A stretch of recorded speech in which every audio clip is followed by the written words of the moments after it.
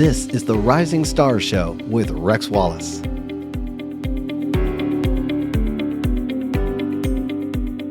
Hey everyone, welcome back to Rising Stars.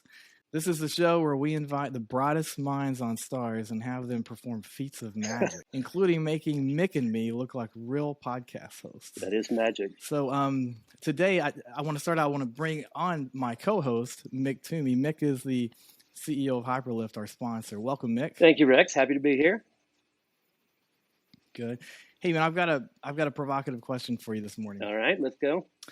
Or a provocative statement, let's say. So when it comes to measuring and improving customer experience, Gotcha. healthcare is behind.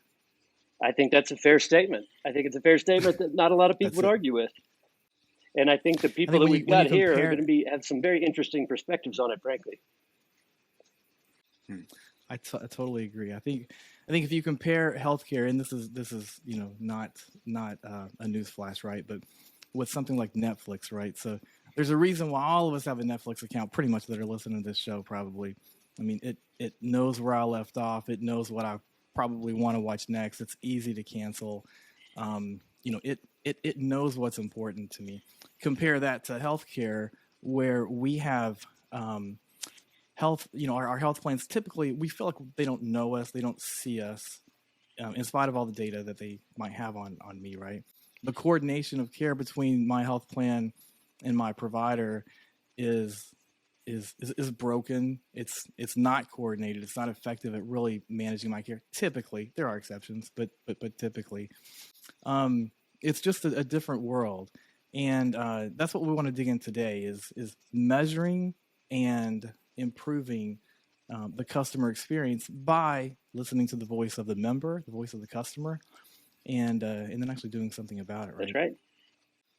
So we have two bright minds today. So our first bright mind I want to bring on, and she was the staff VP of Star Performance, was going to be my way to introduce her. This morning on LinkedIn, right before the show, I saw some breaking news. So I'm going to let her explain that in just a second. But it's Kimberly Switlick-Prose from Anthem, and definitely a bright mind, and someone every conversation I've had with has been fascinating. I'm always impressed. So welcome, Kimberly. Thank you so much, Rex. I am really, really happy to be here. So thanks for the invitation. We are happy you're here.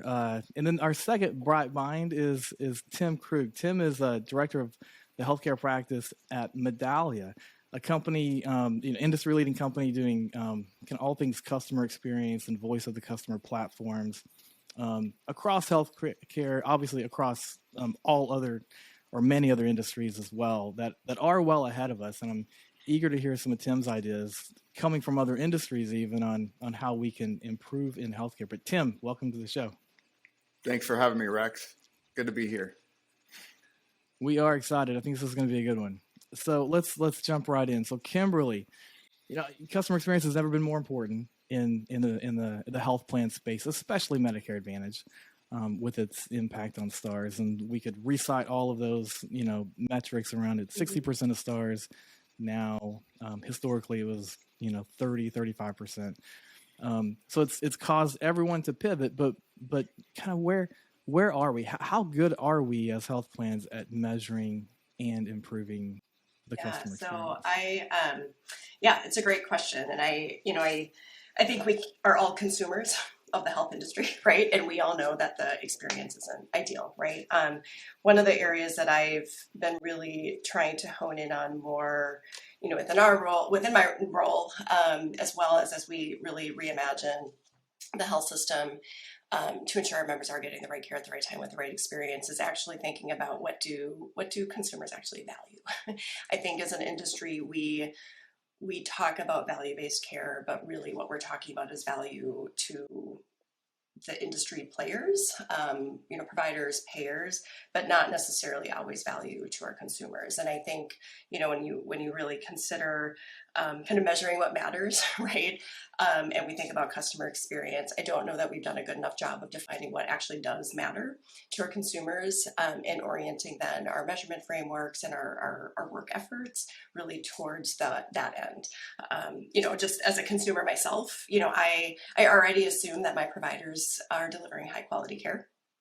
But what matters to me is convenience, how quickly I can get my appointment, kind of the respect and the process of checking in and like getting actually to my provider.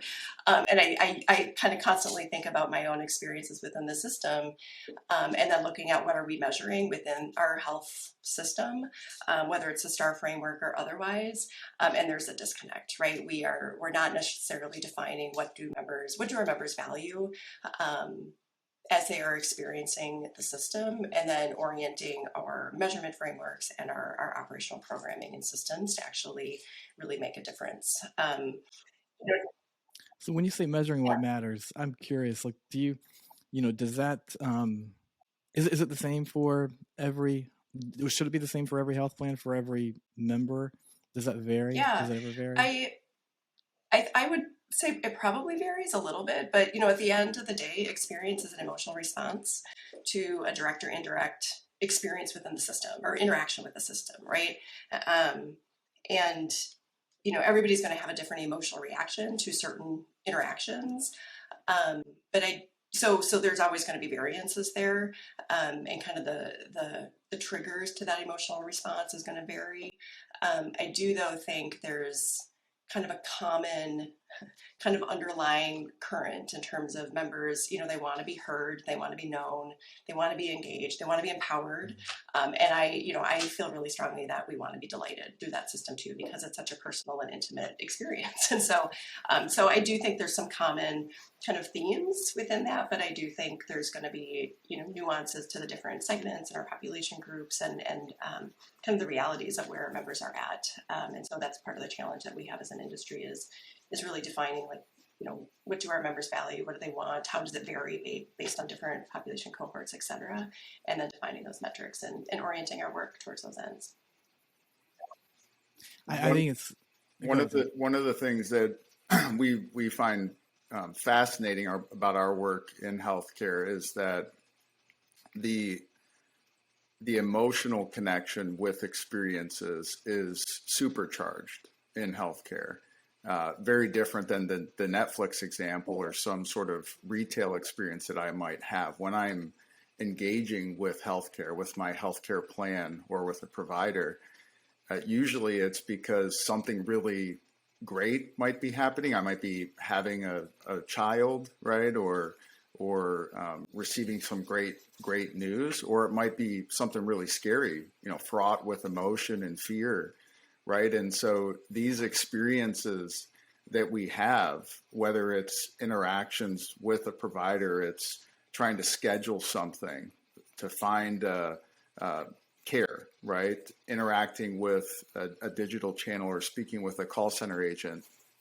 These things are tied to events in our life, which are packed with emotion, right? And so the stakes, because of that, the stakes for healthcare providers and payers are so much higher than most other brands that we experience over the course of our life. Tim, I think that's... Yeah, and with that, okay, sorry. Go ahead. I'm sorry, Kimberly, go ahead. Yeah, no, I think it's so important because I think, and there's not really an industry that is close enough to the health industry in that way. And I think that's a really, really important distinction, right? I think, there's a transactional journey that occurs, right? You look for your plan, you sign up for your plan, you get your ID card, you try and find your provider, you seek your care.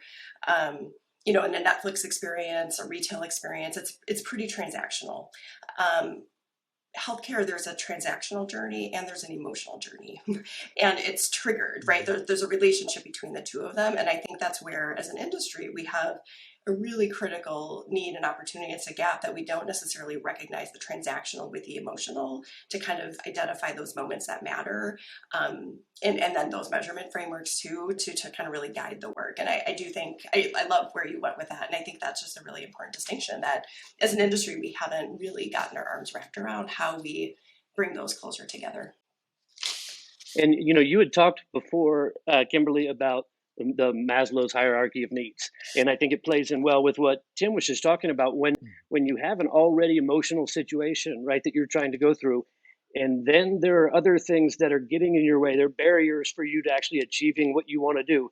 It just amplifies the impact for everything. Yes. Yeah. So yes, and I think that's it's an important point, especially, as a health plan, right? So as the payer in the system, in the ecosystem, and, with the star, I'll just use the star framework. I mean, this is the rising stars.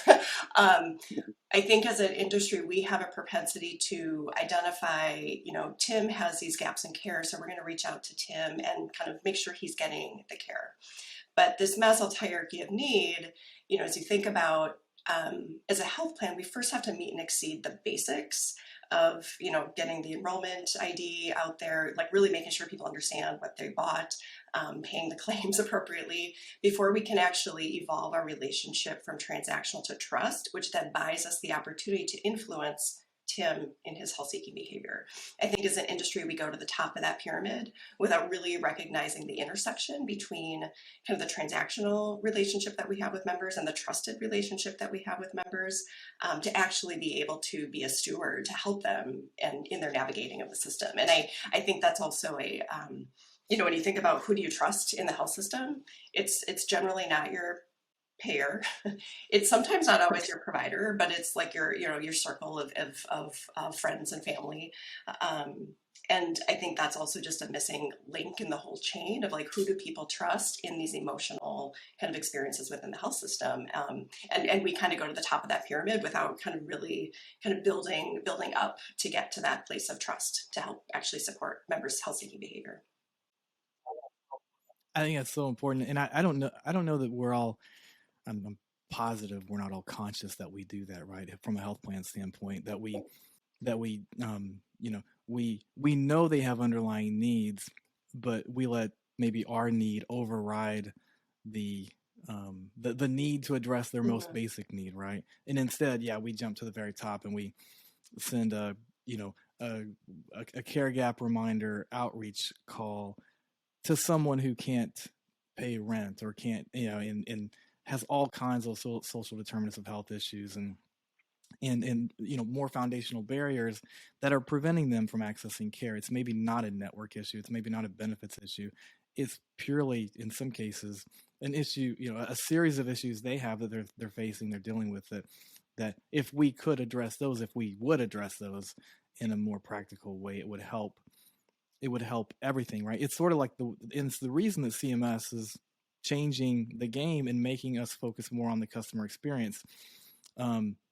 It's because they know that if we do that, then there will be higher compliance rates, there will be higher adherence rates, there will be higher trust between members in their plans if we give the members the experience they deserve. So I think that pyramid example of jumping to the top is something we should kind of bake into every intervention, right? Every time we're defining a strategy, we should be thinking through that. And I think there's something else that you said, Rex, that I think is also really important is, we at the end of the day for those that work in the STAR field, like there's very clear metrics that we need to try and meet, right? But when you really step back and think of the spirit of what STAR is really trying to drive towards, it's really ensuring that members are getting the right care at the right time with the right experience so that they can live their healthiest lives, right? And so, as an industry as well, I think we see kind of our needs, retinal eye exam, osteoporosis management in women's, bone density screening, without necessarily really understanding what that member's next best action actually is, right? So we see the metric, we don't see the human and what's standing between where they are now and where they kind of need to go. And I think that's also just ripe for opportunity of like how do we think about some of our insights and capabilities to really understand our members better, and use that as information to help support that member's next best need and next best action, which could be transportation, it could be a primary care provider, it could be food security. And that, I think, if we continue to focus on that, it helps to build that bottom of the pyramid that kind of, again, buys us the trust to kind of actually be a trusted partner of our members in navigating the system. Tim, from a, when we talk about, when Kimberly talks about, the emotional side of this, um, which is so important. And I've read so much literature recently about how perceived effort, the members' perceived effort, is more important than the actual effort they went through to solve a problem or something, right? Like we not only have to make it easy on them, but make them realize that and make them Make them feel it. just address the emotional side, but right. What so Tim, from medallion standpoint, especially, like how do you measure that? What are you? I mean, I know you guys are looking at signals all across the enterprise. Can you kind of talk through how you go about measuring that and monitoring that, the member sentiment, the member experience from the emotional side? That's right. Yeah, I think that we're seeing a kind of a sea change across industry and a recognition that we can't rely on surveys alone to measure how people think and feel about the interactions they have with us as a brand. And some of it is just based off of the sheer volume of data. Most survey programs, like an email survey program, a best-in-class response rate is 20%, right? 20%, 25% of members might respond and fill out a survey. That means that you're making decisions without knowing what 75, 80% of members felt or how they interacted, even if it's a call center interaction. And so there's just so much focus now across industries, really, to and not to stop surveying people, even in the case of stars and stars performance. Obviously, CAP surveys directly influence that. Those are surveys, and that's not going to change. But it's how do you take that and complement it with observed behaviors? Things like the call recording that somebody has and leveraging that unstructured data to calculate the sentiment. How did they, what was the sentiment associated with that interaction? And that calculation shouldn't just be focused even on the member, it should be focused on the associate that was having the conversation with your member, right? You should be able to measure both of those things. That's an example for call center interactions. Digital interactions, it's, there's such a big focus on digital transformation, trying to provide self-service capabilities to individuals across brands, certainly in healthcare.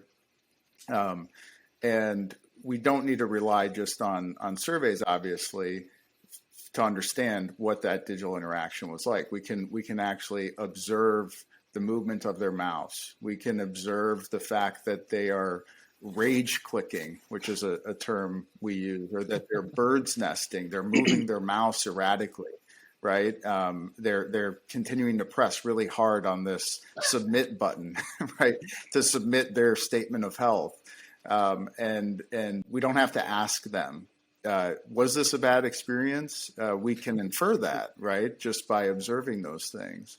So there's a big focus, I would say, across industries, and we're starting to see healthcare pick up on that. And I think the connection, one thing that I was thinking about when Kimberly was talking earlier is, how to understand what actually our members want, what they view as a good experience. And the trap that we see a lot of companies fall into is that they kind of decide. They decide that these are the investments that we're going to make. We're going to build this app, right? Or we're going to build this new dashboard or platform for our providers. And we have a list of features that we're going to deploy, and we design all of this stuff and we build this roadmap. And then after that, then we say, now what does the provider think? What do they want? How do the survey responses match up with this great design that we have, right? And that is not being customer focused. That is not being provider led or member led, right? You should actually flip that script. You shouldn't be designing user stories or features without first fully understanding what that constituent wants and what is important to them, right? And I'd say that's one of the biggest traps that we fall in. I'm still seeing some of that with some of the healthcare companies that I engage with on a regular basis, but I think that's one of the biggest areas of opportunity, particularly in healthcare, where they're so mission driven. Anthem is trying to improve the health of humanity, for example, right? So we have this purpose that is ingrained in what we do, right? And so how do we now train tens of thousands of people inside of Anthem to be purpose driven, right? To be customer led, and that is the big opportunity, right? Yeah, Tim, I think that's so critical, and something that I thought about as I was listening to you talk too is this concept of, it's not even just human-centered design, but it's really this behavioral design too, right? So how do we first start with, what do our customers want, right? What do our providers want? What do our members want? And use that as information to actually be part of the design process. But then, even moving beyond just human-centered design is this behavioral design, because that emotional, it's not just transactional, right? It's an emotional journey.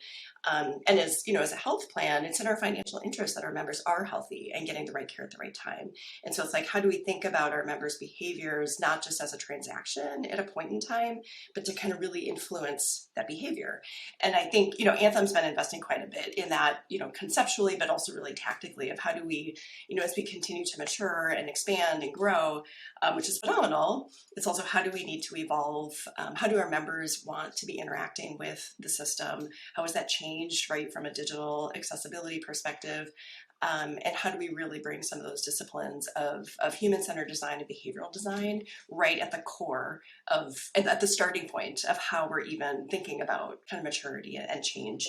And it's easier said than done, of course, but it's such a critical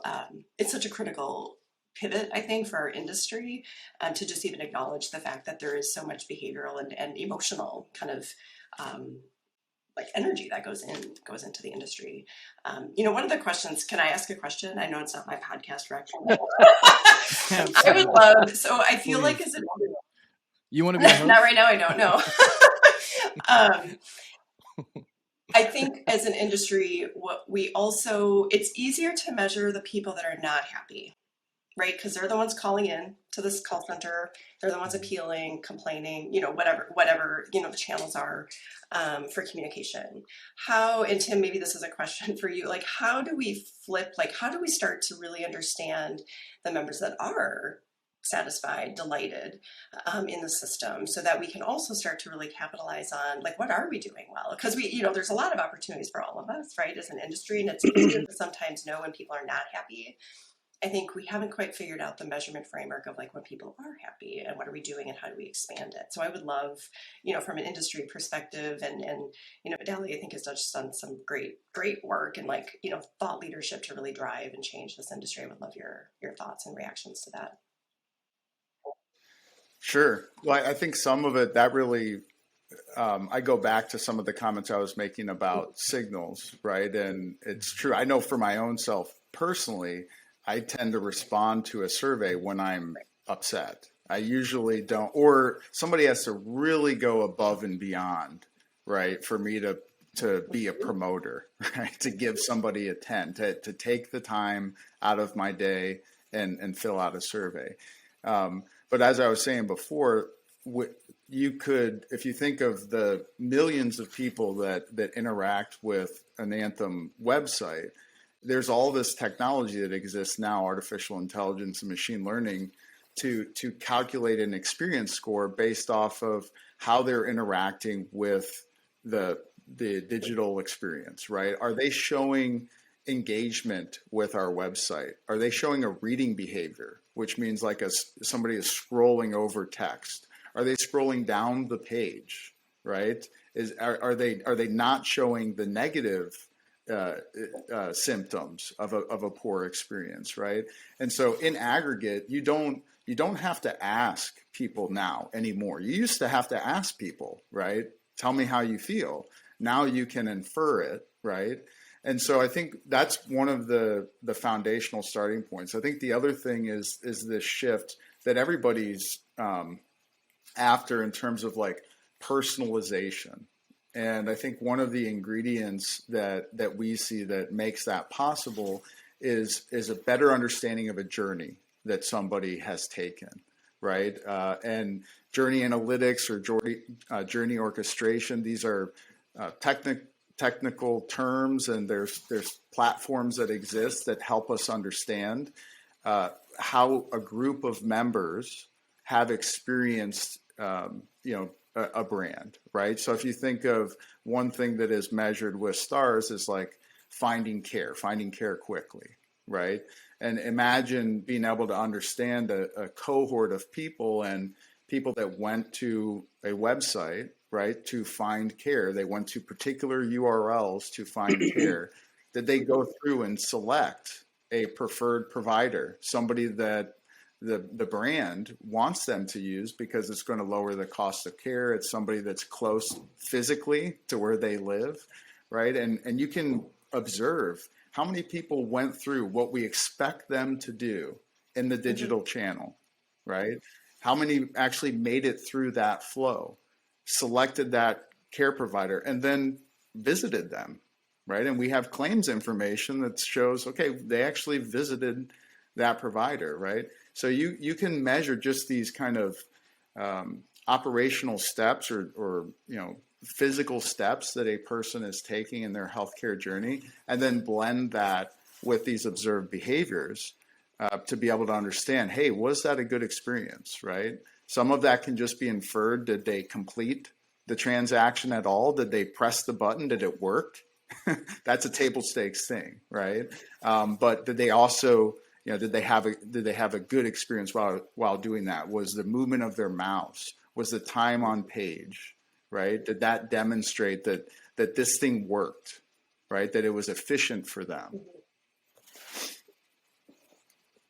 All of these things, and Mick, I'm thinking of so many future episodes, right, on journey orchestration and in Kimberly, the things you're talking about, human-centered design and behavioral design, behavioral science. But and I've been reading more and more about experience engineering too, right, where we actually, consciously create and influence the experience. And I find that very fascinating. I think it's big in contact centers, maybe not, I don't know, maybe not so big in other parts of organizations, and I'm not sure it's big in Medicare Advantage contact centers. I think there's a big opportunity there. But when you think about the people like Amazon and Netflix and Apple and, the companies that kind of lead this, this experience practice or space, they didn't do it because their CEOs dreamed this stuff up. I mean, they have teams of behavioral scientists and human-centered design people and experience engineers and journey orchestrators, I'm sure, right, that help influence this. And that's where I think, Tim, you were kind of saying this, but like we need to invest in more of that, right? I think there's just a huge opportunity. And then I'm curious for what all of you think about this, because we're talking, and Kimberly, you were asking about, like, I think satisfied members, right? Like how can we know when members are satisfied? It's easier to know when they're not. So, I have these thoughts too around, is satisfaction really the most important thing? Because happy people still leave in some cases, right? So, like, I've been focused more on loyalty, and loyalty, typically there's some correlation with satisfaction, but not always. I mean, and to me, it feels important. Like, one of the most important things is we make it easy for them. We meet their expectations. Their expectations are huge already because of Apple and Amazon and Netflix, right? They have high expectations. I'm not even sure we need to go above their expectations and exceed them because they're so high already. If we meet them and just make it easy for them to get things done, and don't make them have to put a lot of effort in to get an issue resolved or to get their PCP changed or to get a claim paid, I think they'll stay loyal, and I think those are the people that's what we need to create. But I'm curious what you guys think about that. Yeah, no, I think it's a great question. I think I think it's a little bit of consumer effort and ease, right? And consumer effort is key, right? If it's really hard to kind of get access to something, like that's a bad experience, and it caused people to look around. But I also think it's not enough to keep members, right? I mean, kind of the historical adage is, members buy on price, product, provider, which I think is still, a lot of the research still kind of shows generally that same. Mhm. But I do think there's an emotional kind of piece of it as well, and that's where I think the loyalty comes in, right? It's I would much rather pay a slightly higher price if I have confidence and trust that I know exactly what I'm buying and how to use it. And I know if I have questions, I will it'll be easy to answer it. Right. So there is still that emotional kind of layer on top of it. It's not just that it's easy. It's that I have trust that I know how to navigate the system, and I have trust that I'm going to be supported to do that. And that I do think is, there is that behavioral it's that emotional kind of layer that I think, again, like, we don't really know how best to kind of measure that and monitor it in a meaningful way, to be able to orient our work and kind of engagement efforts towards that end. And actually that kind of, dovetails into just another thought that, as I was listening to your question, Rex, is I think we also sometimes conflate experience with engagement. And I think they're different but related, right? Mhm. Experience is that emotional response. The engagement is what we're actively doing. It's like the verb to kind of create whatever that emotional response is. And I think as an industry and as a discipline, we focus a lot on the engagement part of it, right? To make it easy, to make it seamless, which is critical. But then it's like, how do we make it easy to create a certain sentiment that kind of builds to that trust and like loyalty part of it? And I think that's kind of a gray space that we're still trying to navigate. Like, what does that really mean, and how do we really define it, success, and then how do we measure it to kind of really move it?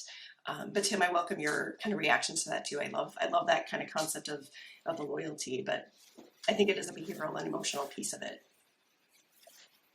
I think it's kind of tied with how I think about what we were discussing in terms of personalization and this notion of I'll give you an example outside of industry. Kind of, in the past we've measured things in the auto insurance space, right? Where obviously when you get in a car accident, right?